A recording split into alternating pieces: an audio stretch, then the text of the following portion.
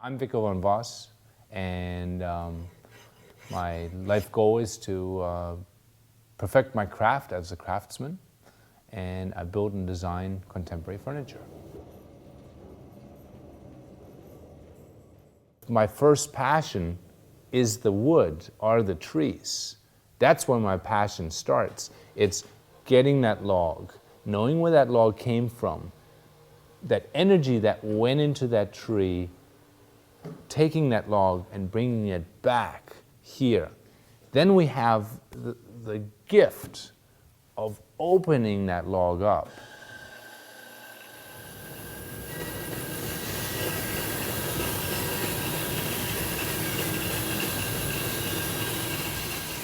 What we're getting when we're opening that log is we're getting chi, which is life force. We're experiencing that as we're milling this wood. We're experiencing that chi.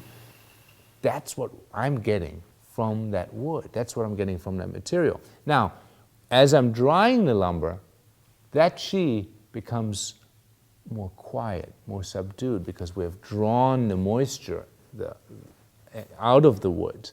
So it becomes very faint. And that's where I come in as a craftsman. When I bring a piece of wood in here, I also have to become very quiet to hear what does that piece of wood want me to make out of it? What does it want to become?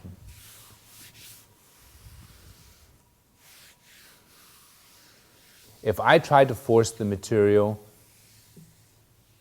it will rebel. If I don't follow procedure, it will rebel. The piece flows much better if I listen to the piece of wood and go with the flow. Go with what it wants to become. It makes me take my ego out of the process and allows me, it forces me to connect with that tree. I've salvaged logs. I salvage trees.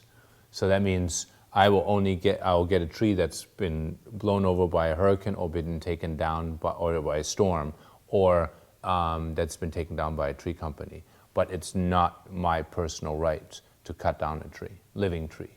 I understand that at some points trees have to be removed for whatever situations, but there's enough down material that I can utilize that raw material. Rather than it going to the dump, I can salvage it from going to the dump, and basically I'm taking that tree and I'm giving it a second life. That's really what I'm about, is giving the tree, which had to come down for whatever reason, whether it's a storm or a hurricane or a tree company, and I'm taking that tree now and I'm giving it another life. I'm transforming it into something else. It was beautiful, and now I'm creating another thing that's beautiful.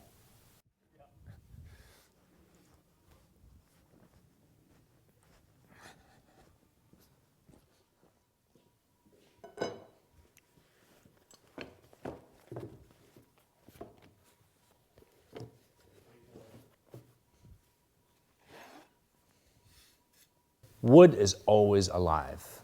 It always will move. It will always expand and contract. Wood's never dead. Wood's not dormant. So the energy of that tree is in that wood. So there's a reverence that has to be given back to the tree where that wood once came from. So I have this philosophy that if a tree took 80 years to grow, I have a responsibility as a craftsman to build something that will last for 80 years.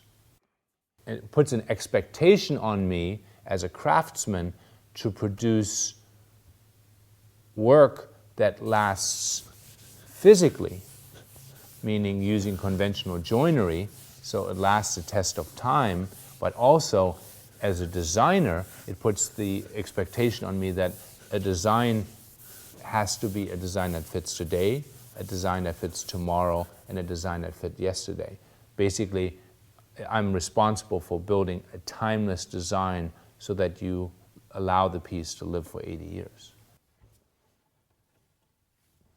I'm in the process of building a clock, and this clock is very interesting because I'm calling it a drop of time. And it actually is something that goes back to my grandfathers. When I grew up with my grandfather, we have sensory experiences. And one of the experiences I have was being in the home of my grandparents. And they had this clock, which I actually have inherited, but it's so finicky. But the chimes of that clock are exactly the chime of this movement that I happened to buy for this clock. And it's that sound that brings back such a childhood memory. So it's not just I'm building a clock. I'm connecting with a memory from my childhood. I'm bringing back the memory of my grandmother going over and winding the clock, and me as a little boy wanting to wind the clock, and we would do it together. It's those underlying memories that I'm recreating in a clock that's appropriate for our time. The clock that they had was very traditional. This is a very contemporary clock. I'm being challenged on all fronts. I'm being challenged as a craftsman of manipulating this material. I'm being challenged as an engineer of understanding how does a clock work. And I'm being challenged, okay, this works in a certain way, this works in a certain way. How do I bring these two together and make this a functional piece? And I've been working on this piece for 16 years. I've had this idea in my head. And the exhibition at the Academy Art Museum is giving me the opportunity to fulfill that dream or that vision that I have and to bring this piece alive. I want to take this woodworking craft to the next level. And this clock is just an example of the beginning of that process. I love what I do.